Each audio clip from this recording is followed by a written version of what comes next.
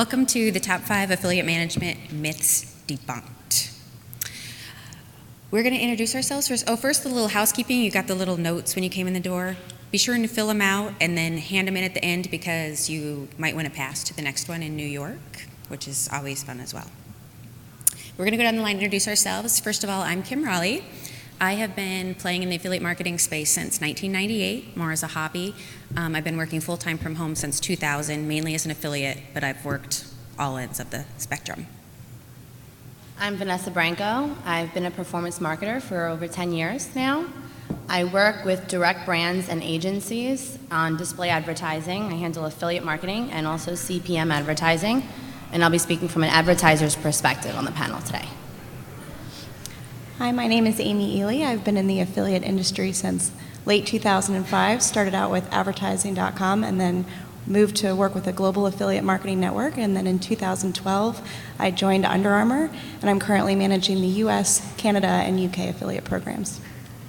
Hi, my name is Karen McMahon, and I have been a loyalty model affiliate for 9 years now. I've been an affiliate manager for 7, and I'm currently known as the affiliate whisperer. I've moved into doing strategic planning with merchants that are just entering the affiliate arena, and also helping to mentor and troubleshoot any problems folks have along the way on the merchant end.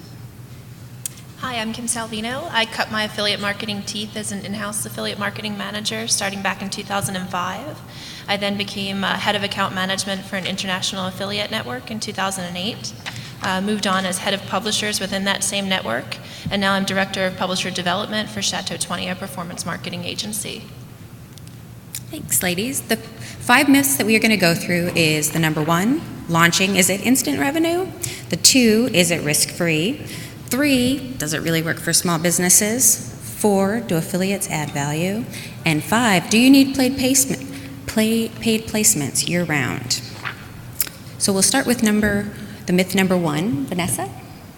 All right, so I'm going to start things off here.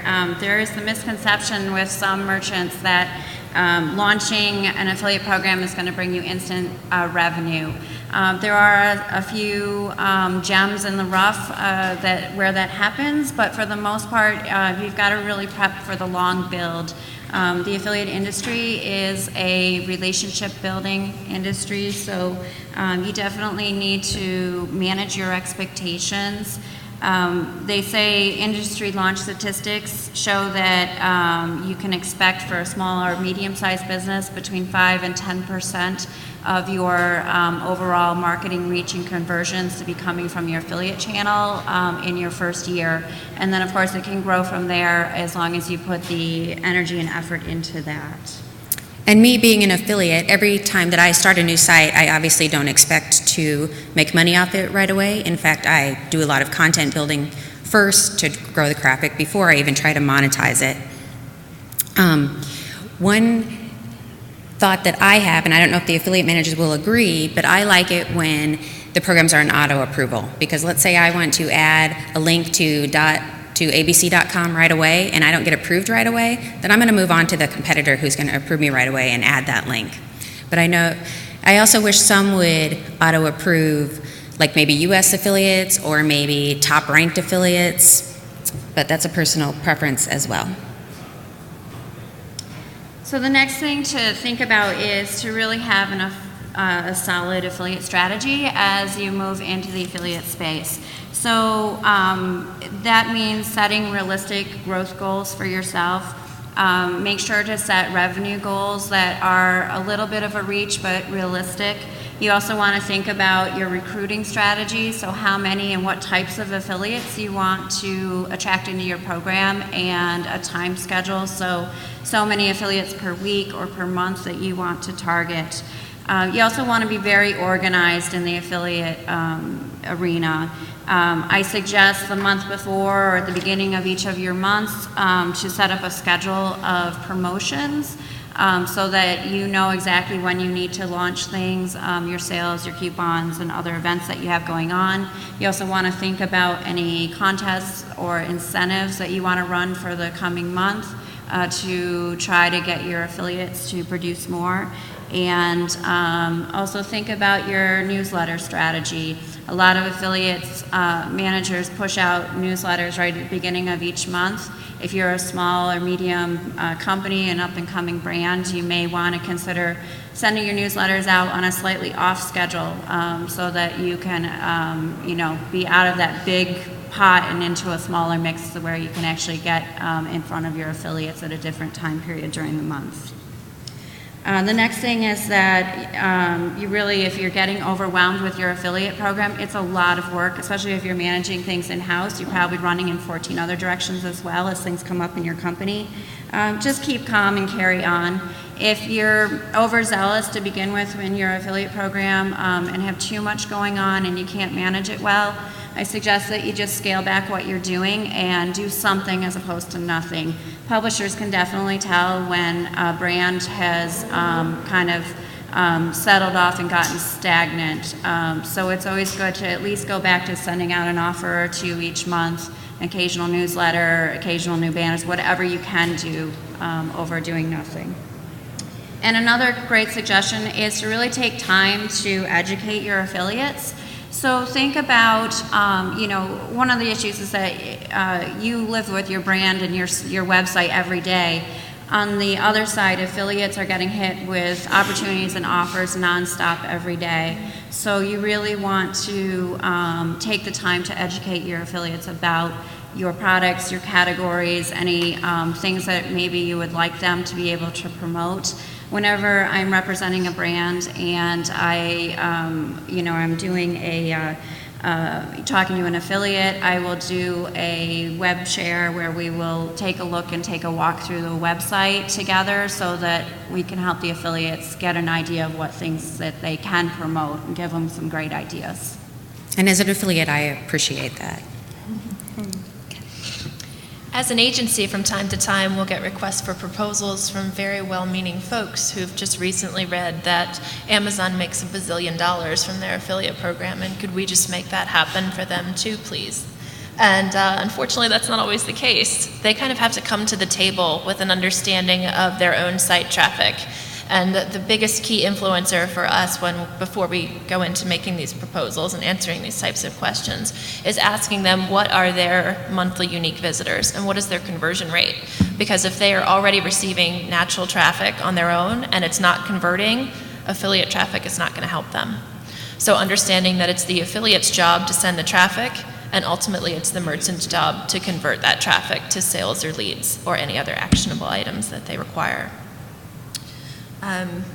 From a setting yourself up for success perspective, it's just making sure that your product and your offer is top-notch. That's ultimately your responsibility as the merchant, and then making sure that you are supporting and recruiting your affiliates on a regular basis. That's something that's ongoing. It's not you flip the switch and suddenly 152 people are approved and they're sending traffic and everything is grand.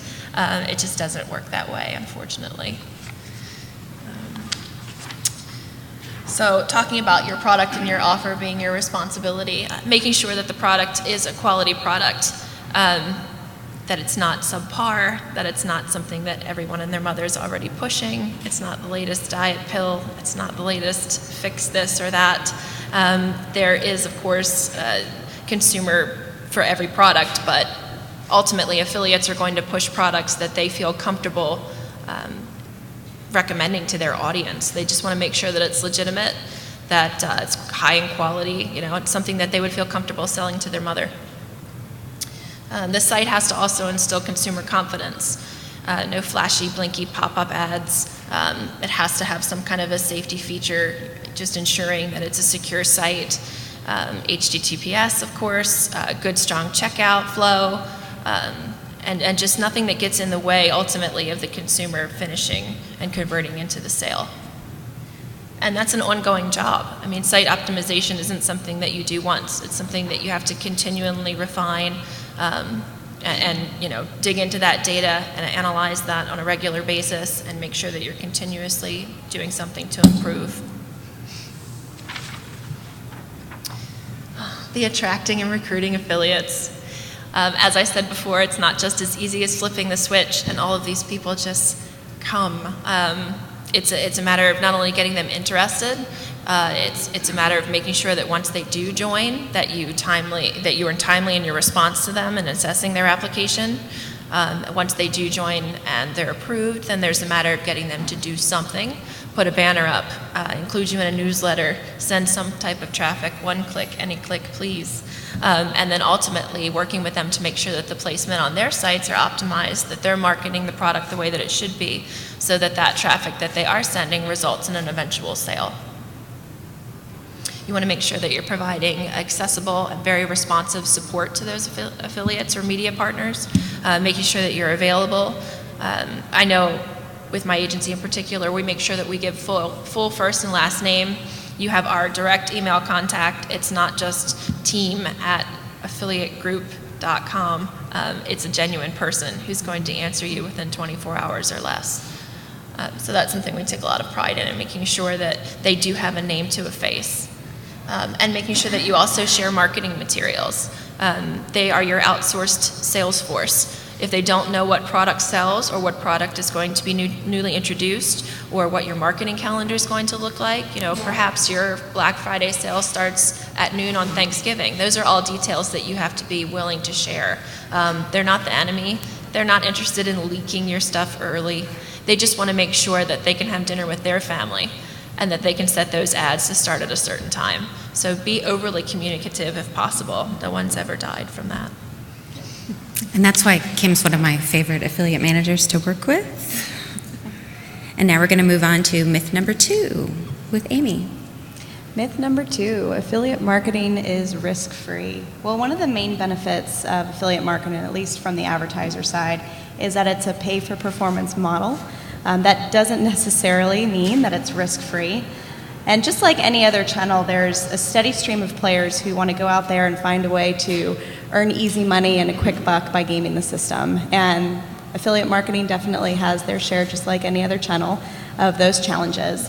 On the affiliate side, one particular issue is forced clicks, and this is where the browser automatically loads the affiliate link so that any sales that occur after they visited that site are then credited to the affiliate and give them a commission, even if they weren't actively helping to drive the sale.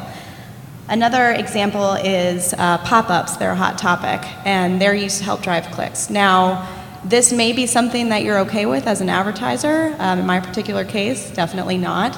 If this is something that you're not okay with, then you need to make sure that that's clearly described in your T's and C's so that you can make sure affiliates are clear on that. And you also need to monitor their activities to make sure that you know what they're doing. Now that's the affiliate side, and those are just a few examples. On the customer side, this is a particular situation with the loyalty sites that are out there where you can earn cash back. You have customers that are out there trying to make a bogus sale or use a stolen credit card to earn that cash back money. So, it's something that does come up in that model, and it's important when you have that occur is to look for those spikes, to gather whatever customer information you can, and to share the top-level information with your affiliates so that you can work together to potentially block them from that site and avoid those situations moving forward. So we talked about the affiliate piece, the customer piece, and then there's the industry as well.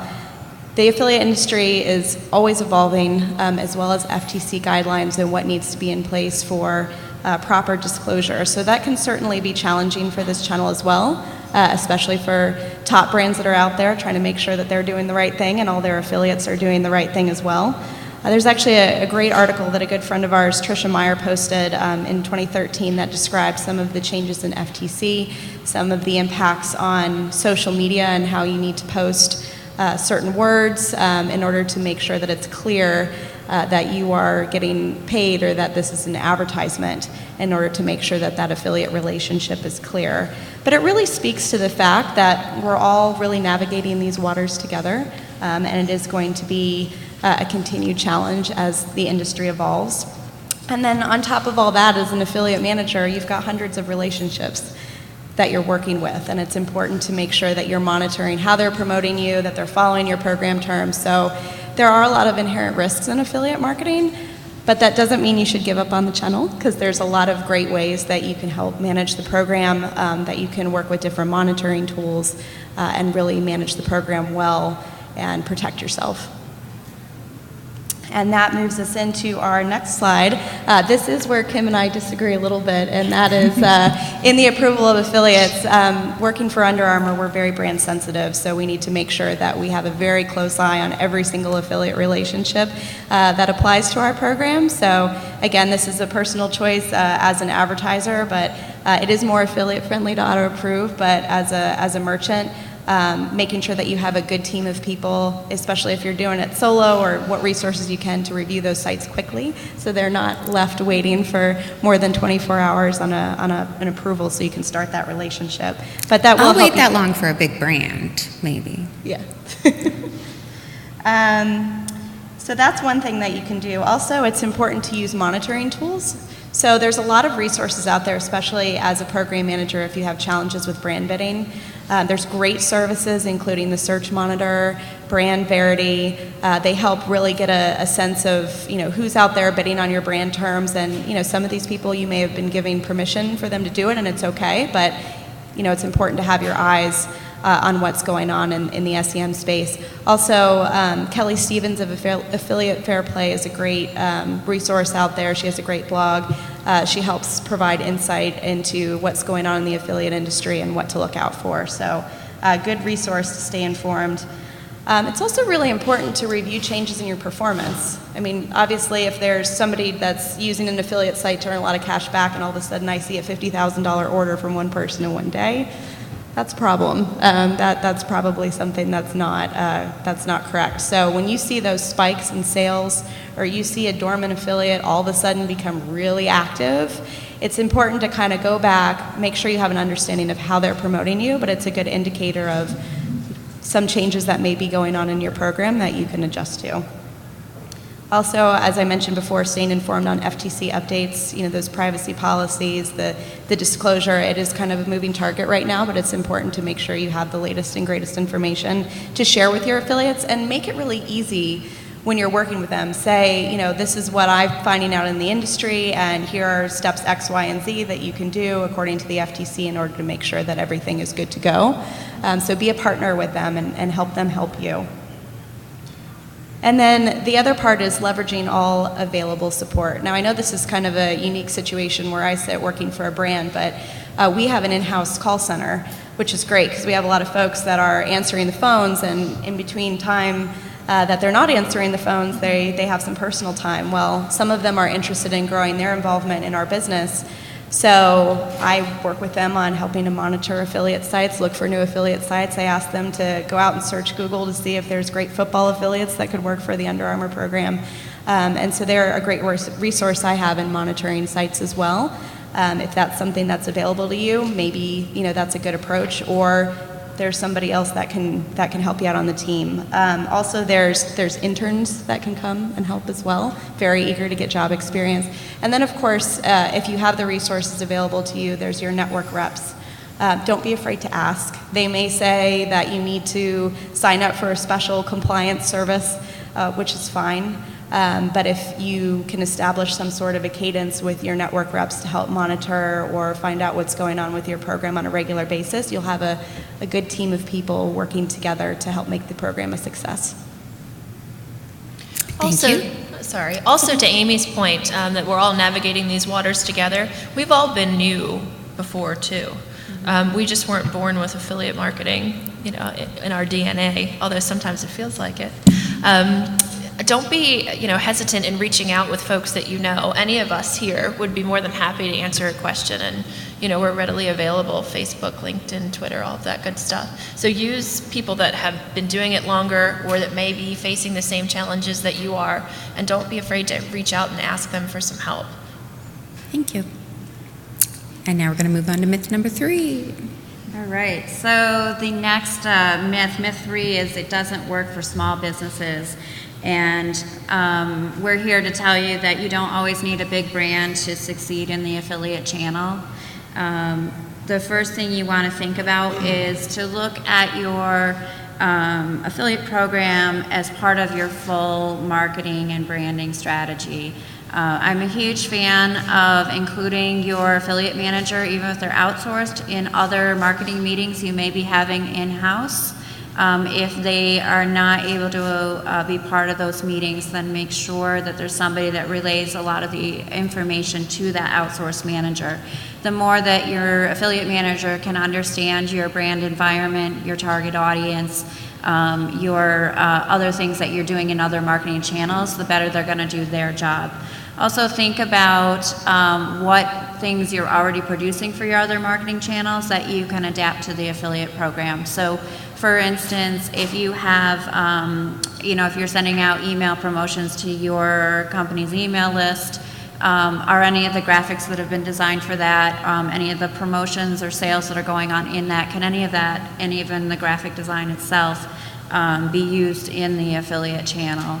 Affiliates are always looking for something new to promote, and the more you get that in front of them, the better they will do that. That's a really good point. Just to add to that, I also support the retargeting program at work, and the great thing is we're constantly developing creative for the retargeting program, and affiliates may be more likely to use text, but having those banners that we're already creating for the retargeting program available for them gives them that option. So it's just a great way to leverage those efficiencies. One of the things I used to do with one of my clients was I would take the email ads, which were big and long and pretty and had 20, 30 items on sale in them, and I would include them in the affiliate newsletter. We didn't always have graphics in particular for each of those products available for the affiliates to promote. That's overkill. But what I did was I was constantly getting those sales and the images of the products on sale in front of affiliates, because a lot of people are visual. So they're like, oh, look at that, pink luggage or, whatever it was, and it'll attract them. And then I set up a text link for each of those items that were in the big sales ad that we used through the email channel marketing. So that's something to think about, just to remember to get stuff in front. It's a constant education process, and the more the affiliates understand what you have going on, the more they can help you produce and convert sales. So the next issue is to address poor converting links and banners. Now this is a little bit of a conundrum in the industry. It's a little controversial. As an affiliate of a large loyalty site in January and February in particular, we on the publisher side, we run about 1,200 stores. And I usually have at least 50 companies drop us this time of year, and then we have to go and take down all those links and reapply and chase down affiliate managers, get the links back up, that sort of thing, to get it running. When you remove affiliates from your program, you just want to be really sensitive about that, because it's not only breaking that process of loyalty, it's also pulling them out when they may be doing some marketing for you that you don't know about, and you've broken those links out there. So when a consumer goes to click on one of those affiliate links, if those are still up on somebody's affiliate site, those are now broken and they're not going to get to your site at all. So it's just, you really want to think about that. The other thing along those lines is that when there's in the networks, I know some of the larger networks really push the idea that any non-converting banner sizes, links, etc., text links, you got to yank those out of there and really focus on your converting links. The problem with doing that, again, is you're breaking links out there in the big world where your consumers are stumbling across these. And the networks push that because they want to encourage you to have a stronger ranking in their network, and there's an algorithm they try to calculate behind the scenes. But in the grand scheme of things, I encourage you to keep those links up, and certainly do cleanup a couple times a year. But the banners and such, those are all free marketing for you. So you definitely want to keep as much of that out there as you possibly can. I agree with you on the banner thing, have them update, but for text links in all of the networks, for those of you, for the affiliates that use data feeds, we highly suggest that you add text links as a new deal, because we don't always get the updated deal. Right, absolutely. Right.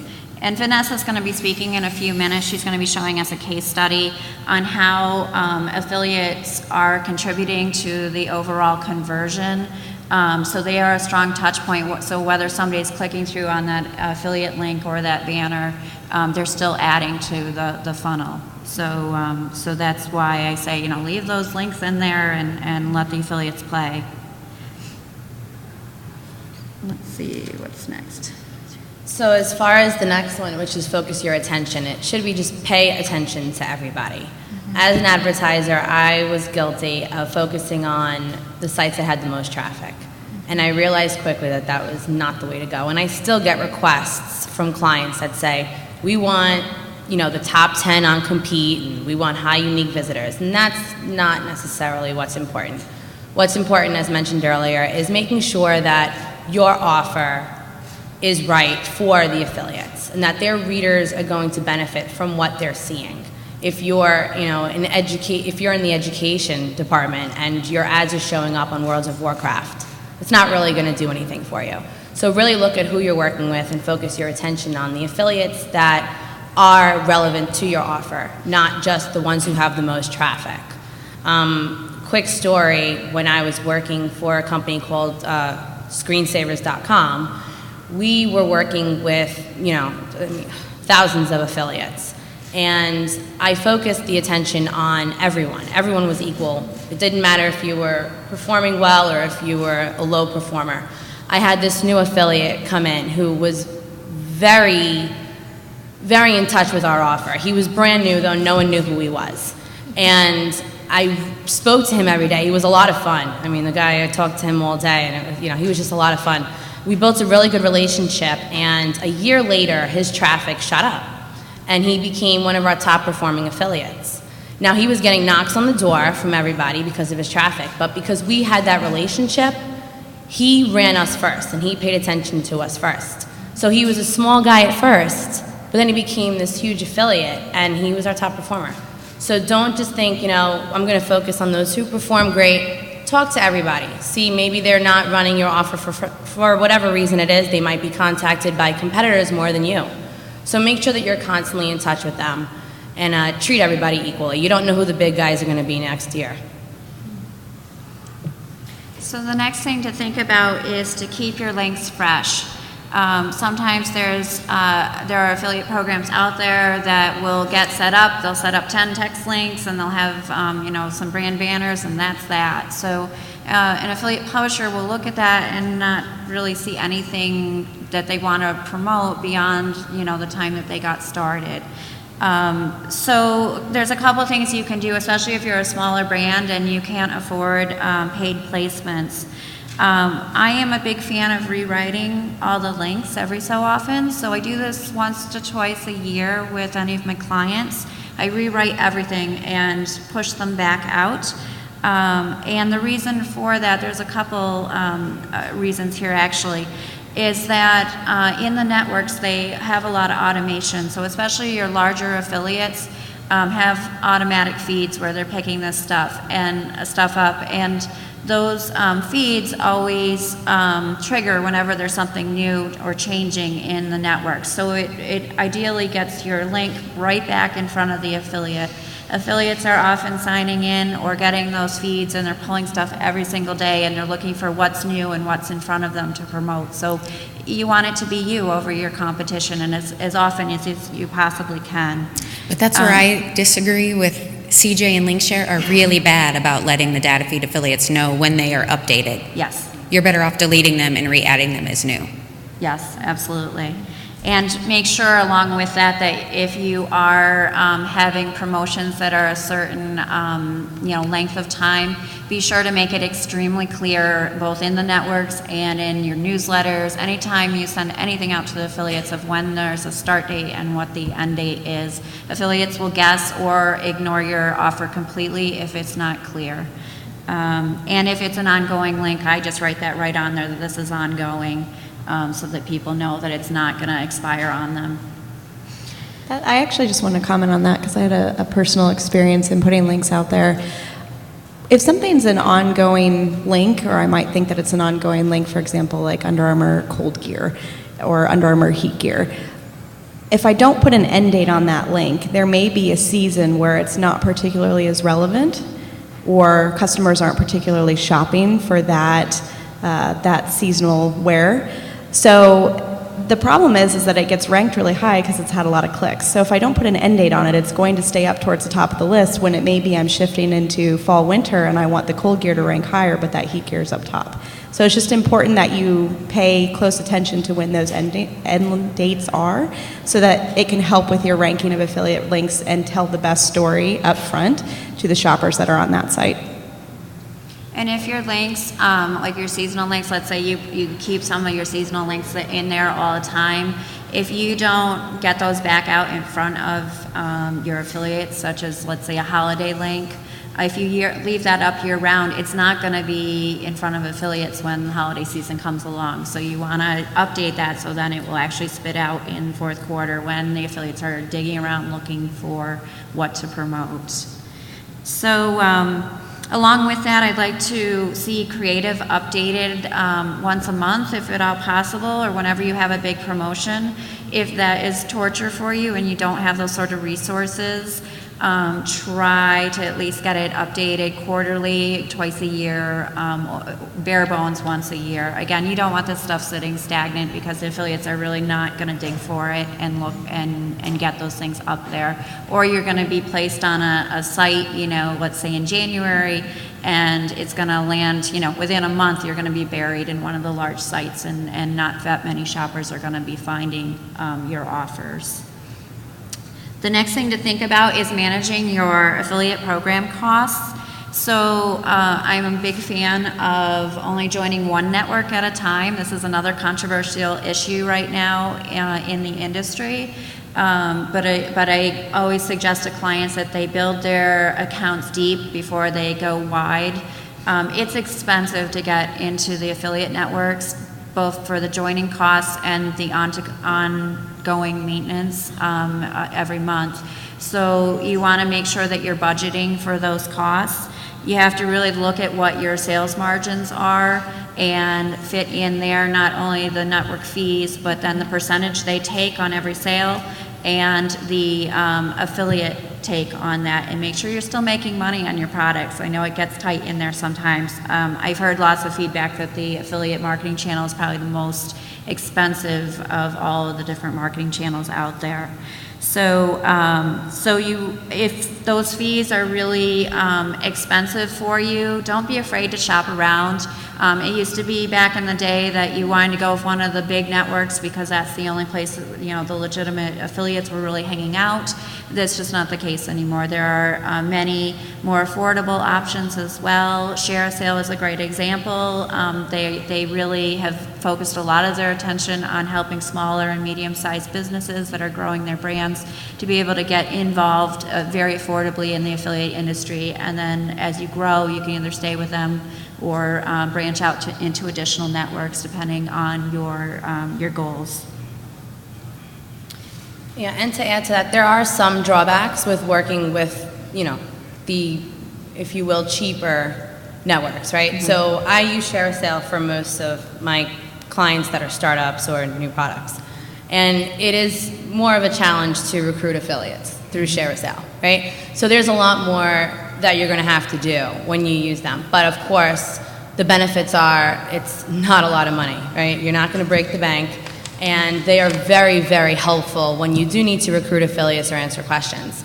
I also saw Cake, which a lot of people are using. And Cake, they actually have a booth outside. And now they have Cupcake, which is their lower cost version for people who are just starting out and helping them manage their affiliate program. So that's another one I would recommend.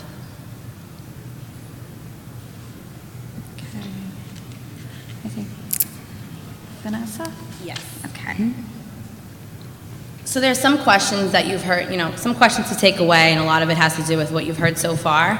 And the first one would be, who are you working with? And tying into the second question, does your offer match the affiliate type? So when you leave today, we want to make sure that you go home and you ask yourself these questions. Affiliates, as mentioned before, they want to get an offer that will work for their readers, so make sure that those who you're working with, you have the offer that is beneficial to their audience. And yeah, just make sure that you're knowing who you're working with, contacting them, the low performers, the top performers, making sure that they have the right offers. I wish that affiliate managers would look deeper when I apply for a program.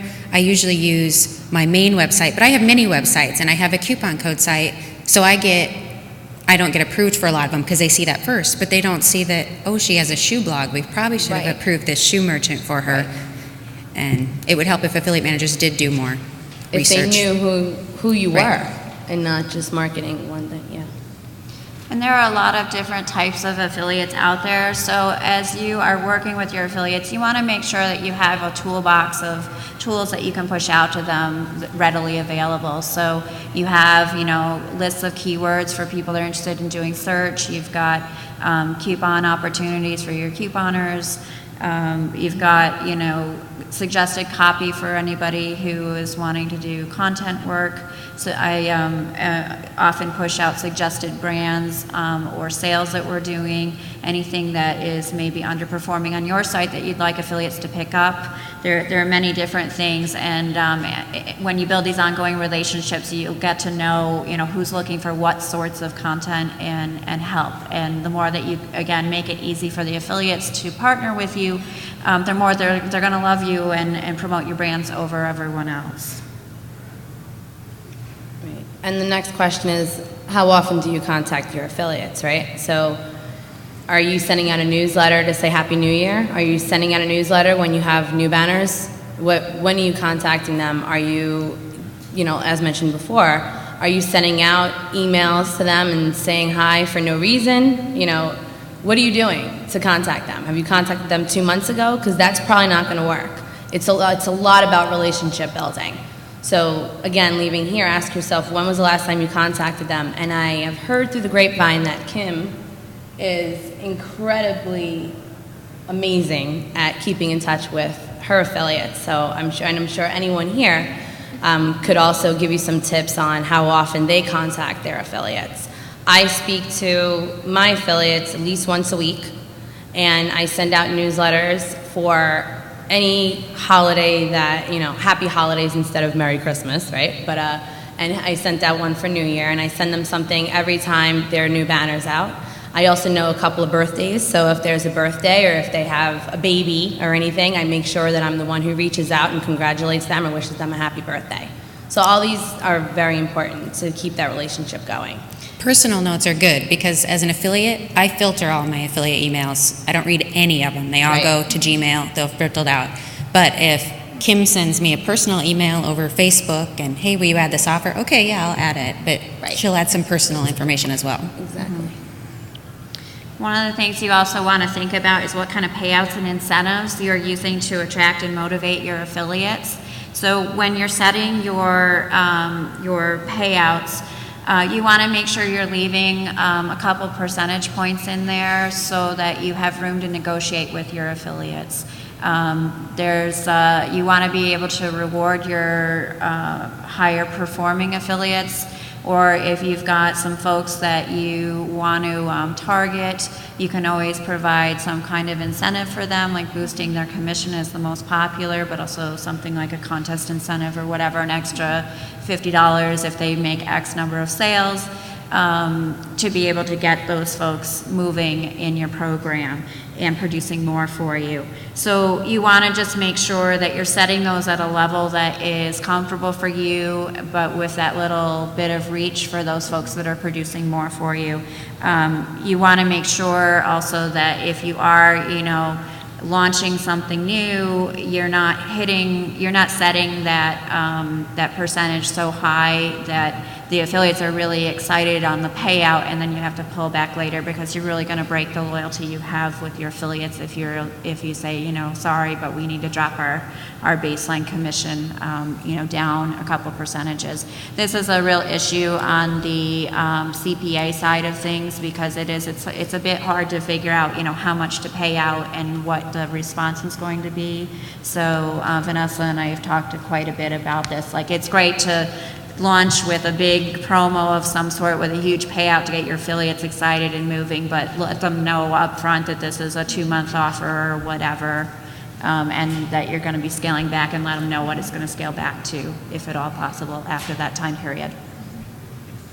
What's been interesting for me too is that traditionally affiliates have always been compensated for just driving that desired action at the end of the day. And now I see when I'm contacting them to recruit them, they're branching out model-wise. So it's not just, oh, I'll pay you a percent of every booking you refer to my hotelier. Now it's, well, we're on a CPC model, so what can you do for us? So it's nice to have a little bit of budget every month to give somebody who could have a lot of potential a small $1,000 CPC test. You know, being frugal with it, of course, making sure that they have the subscriber list or the quality traffic you're looking for, but being able to do those things kind of on the fly on a monthly basis can really just increase everything overall. And you may be surprised. Somebody that you thought may not have backed out originally could be a really great potential partner for you. Okay, we're going to run out of time if we don't hurry up. So we're going to have Vanessa talk really fast about how affiliates don't add value. I could do that. All right, so, okay. So as fast as I can go. Affiliate marketing, okay, background.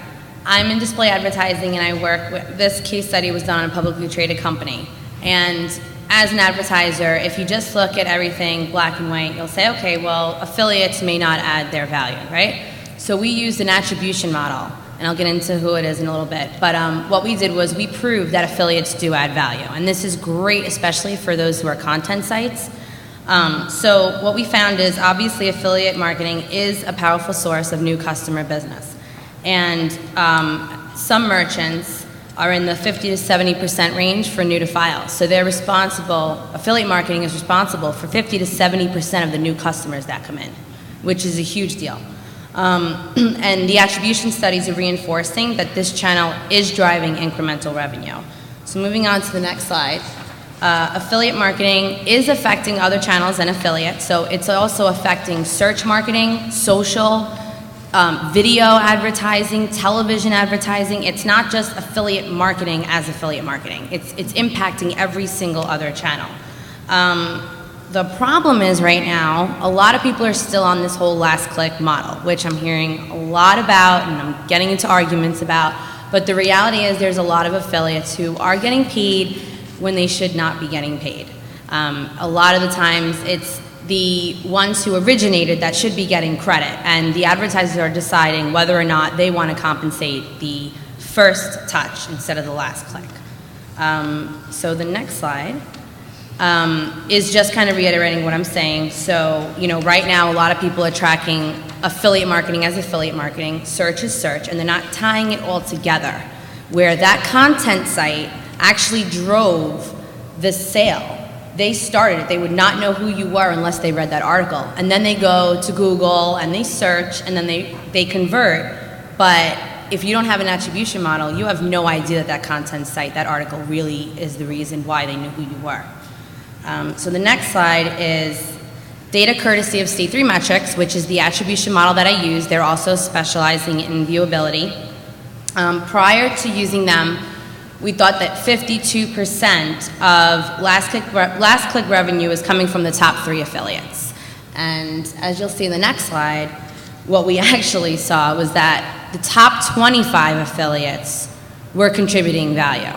And what is very important to note is affiliate number 16, let's say, that affiliate was giving more value than the top affiliate that we were paying. We were paying the first affiliate, but it was really number 16 through 25 that were giving the most value because of the originators. So the advertiser made adjustments and started to compensate those further down the funnel as well. If instead of cutting them where you're going to lose your revenue, because, you know, obviously. So the results are that affiliates further down the chain will do well, especially the content sites that we're finding. Affiliates at the very top, they might have their compensation adjusted. It doesn't mean that they're going to get nothing. They could, you know, it's up to the advertiser again.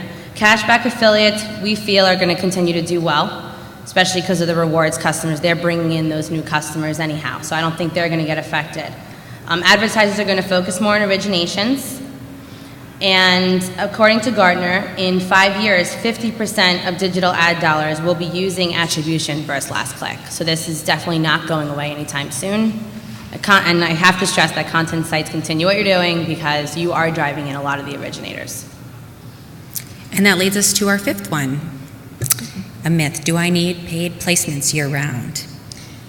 Now, if you're an affiliate manager and you're working with a lot of big affiliate sites, I'm sure that some of the conversations start off with, okay, well, what kind of proposal can I put together for the paid placements that you can have on our site, in terms of homepage or newsletter, and what can I get in terms of commission, or what type of flat fees can I get? And what I've learned in my experience is you don't necessarily need paid placements year-round. They can be used in many different ways, and they can be very effective, but don't feel like they're an absolute necessity all the time. And it really depends on what your success metrics are.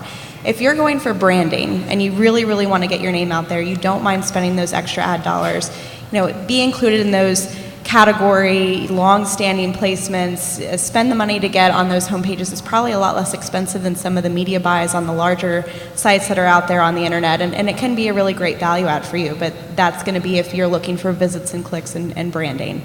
If you're looking for revenue, you can work with those paid placements to get front homepage features during great time frames where you're talking about promotions, and especially with some of the loyalty sites, you can raise the cash back and you can really spike up that revenue in your program. But you need to make sure that revenue is what you're going for, because when you do that, it also will reduce your return on ad spend or your ROI for the program. So if return on ad spend is your goal, then one of the most effective, cost-effective ways is to actually not work with some paid placements, because then you're not spending any more than your affiliate commission. So it's really just a balance of what is your goal, what is your advertiser's goal if you're managing the program for somebody else, and then making sure that you're using those paid placements in the right way for that program. And it's also important to test. If you want to try out a new paid placement, figure out, a certain defined time frame that you can run it, and determine if this is something that is working well for your business. If you want to invest more, make notes of what types of paid placements are working best for you. Maybe newsletters work a lot better than a homepage placement or the category placement. Make your own judgments and make your records, because when that next round comes around of what you're going to invest in, you want to make sure that you're investing a smart way according to the goals of your business. And also ask them what their up and coming and what their top performing placements are, and make records of those when they come out with those next round of suggestions, because you can use that in your own data to make the smartest decisions.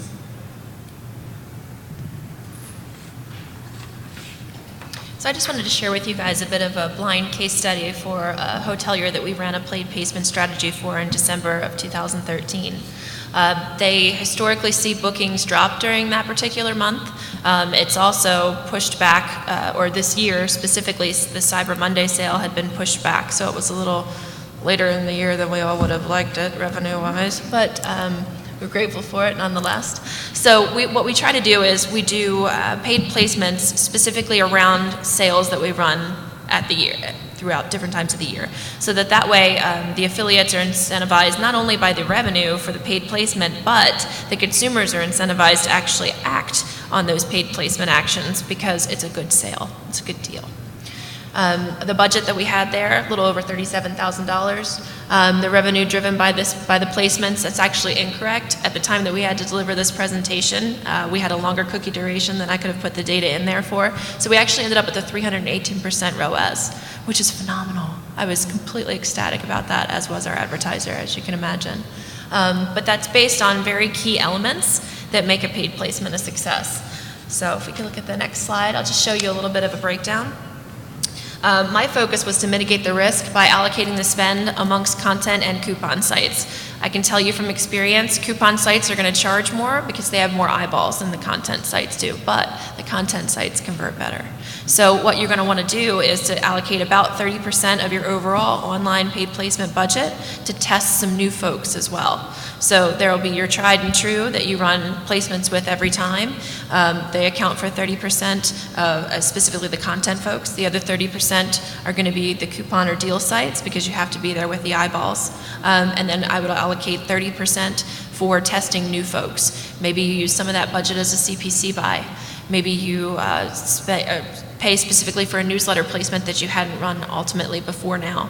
But you may be surprised. Don't count someone out, and don't be afraid to tell somebody that they're not invited back because they didn't give you the ROAS you needed, or challenge them. Say, I gave you $3,000, you gave me $1,000 in return. I need at least 10% or 10 times return on my ad spend, so we need to fix this. I'll give you an exclusive deal, but you need to run it until I can break even, bare minimum.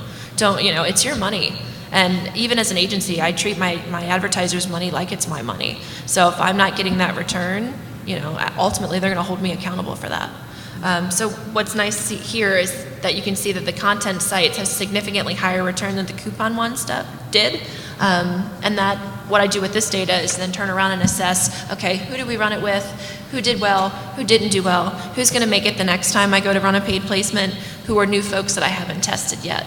So it's an ongoing strategy. Again, with everything else in the affiliate management realm, it just needs to continually be refined. At the end of the day, you will never go to sleep at night with nothing to do. Never. Never have I said, look at this to-do list that's completely crossed off. It doesn't exist, folks. It doesn't. There's always 10 more people you could have called yesterday, 10 more folks you could have reached out to activate. So remember to please be kind to yourself. Otherwise, you're going to go crazy. You can only do so much, especially, you are one person. And don't be afraid to look at your to-do list and say, you know what, I rocked it out because I did the best I could do today. And be proud of that. Thank you. Did anybody else have anything else to add? I'm good. And we have a few minutes left then for questions. Does anybody have any questions? About anything? Yay! I'd just be curious of the panel's opinion on your thoughts in terms of commission rates that you might pay out to the different types of affiliates. So I'm a merchant, and we do pretty well with coupon sites right now, but in terms of what would you recommend differentiating the payouts to, say, coupon sites versus pay-per-click and content providers, and how would you differentiate those, I guess? So he's asking if you should pay the coupon sites less than the content sites? Correct. Today we're basically paying everyone the same rate. Well, as a coupon affiliate, I say no. Of course but, but I'm sure the panel has different opinions. I'll tell you, never make rash decisions without examining your data. So I'd take a look at exactly what by coupon site, because you don't punish all for the sins of a few. I would really recommend taking a look at the data by site as to who are your new to file customers and who's adding that additional value before you decide to cut. If it makes sense, then that's fine. But I strongly believe in an even playing field. Who's to say that at the end of the day they secured that sale for you? Why should they be paid any less than someone else? That's my personal opinion.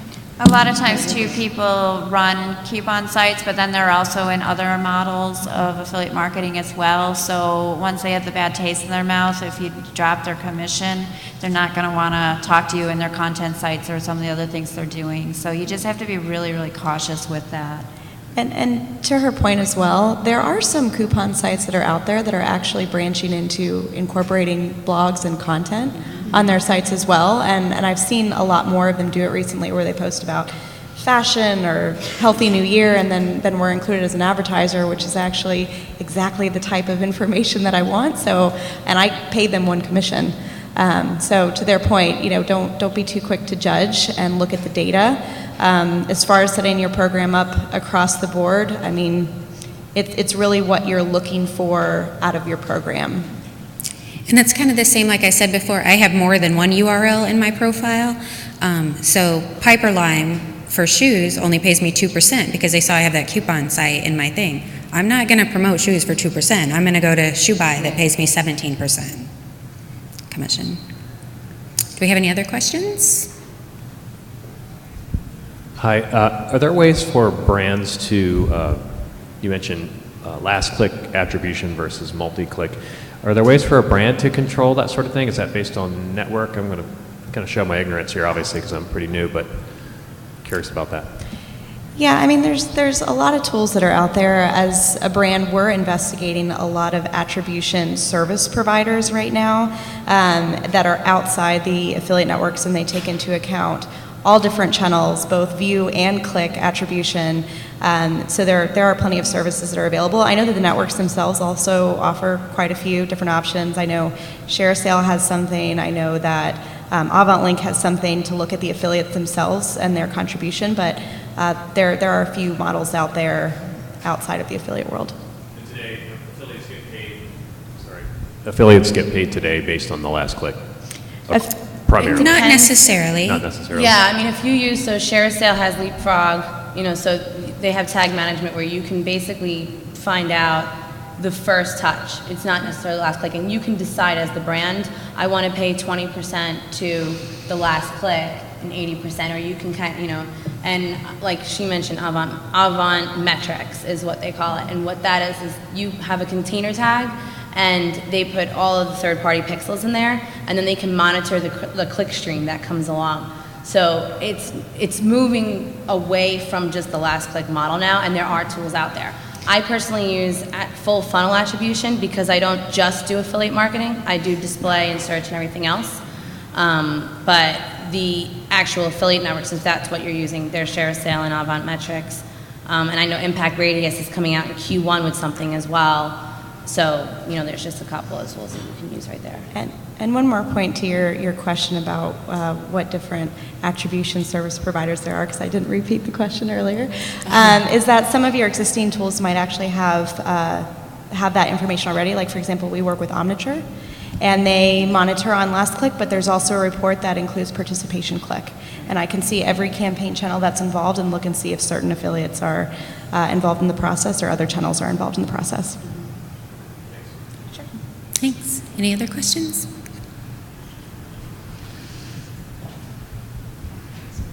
I'm not a merchant, so I'm just asking a question from the affiliate point of view. Do you merchants have data that will tell you like how much that affiliate lost out to last minute clicks from people grabbing coupons? Okay, so you're an affiliate and you want to know if the merchants have data on how much like you lost out on if you were the first click right. I mean, to the other it would seem affiliates. like you have that data somewhere. And that's what we're speaking to in terms of attribution, is some of the network models. I think Leapfrog is one of them that ShareASale uses, and Avant Metrics actually does show the different touch points where affiliates are involved. So if you were involved in that process, perhaps as one of the first clicks, we can see that you were involved in that sale and actually attribute a part of the commission to you. And that's part of the affiliate manager making that call. But usually that click stream is available in some way through networks or other service providers, and you can get a sense of what that ultimate sale value was and where you were in the process. So you can work with your affiliate manager to say, I'm a contributor, so I should receive a commission. They won't volunteer that information to the affiliate, right? As an affiliate, I would like to know. It's like if my affiliate manager came to me and said, you're losing about $500 a month because of this problem, then I would try to do something to correct that, or try a workaround. So I'm just wondering how active you guys are in reaching out to the affiliates and telling us that's what we're losing. So we don't necessarily go out and tell the affiliates you're losing, $20 or you're losing $30. But what we do show is, and it depends on the advertiser, it depends on the reporting. But for one of ours, we can show the average order value that was contributed. So let's say it's a $100 sale for, and we already broke it out percentage-wise. We said we're going to give 20% to originator, or 50% to the converter. And then we can pass back that sale amount. So you'll see the sale amount and you'll see the percentage that you contributed to. But that's the extent to what we can show. So do any of you split the sales between originator and converter? Because I've never had a half a sale. Not yet. Okay. Yeah, I think these are all trends that are up and coming to try to address some of the issues that are out there between affiliates and the merchants. Follow-up question. I represent a group of bloggers, and we're trying to introduce them to affiliate marketing. And that's one of my questions. So is this all a manual process right now? Do you have to go manually and check what happened in that click stream? Not necessarily, no. and that's where some of the affiliate networks do provide that reporting. But to the point of the question that was asked earlier, it's that part of that relationship. So for example, if I'm working with a coupon site and I'm working with a content site, and that content site doesn't see that they're getting any sales, but but I know that they're driving a lot of value, and they come to me and I talk to them and say, look, I'm trying to help grow your business and figure out what's going on here. Then we look into I look into the reporting and talk to them about it and try to figure out, are you being, is your commission being taken by a coupon affiliate or another channel? And if it's not, how can we grow the program? So that's all part of the open dialogue. But as far as our day-to-day, we're not often pulling the report to say how many other affiliates were overwritten today. Right. It's just a matter of maintaining and growing those relationships. Okay, it's one of my bigger challenges right now. It's a big challenge in the industry overall, for sure. And I think that concludes our time. So we welcome you to follow all of us on Twitter. You can tweet at any of us. I'm sure we'll answer any questions that you have. And we will try to send out our slides. If anyone wants a copy of our slides, tweet at us and we will get it sent out to you. So thank you very much for coming. And we all have our business cards up here, so if anybody wants to come up and get our contact information directly, please come up. Or has any other questions? Thank you. Thank you.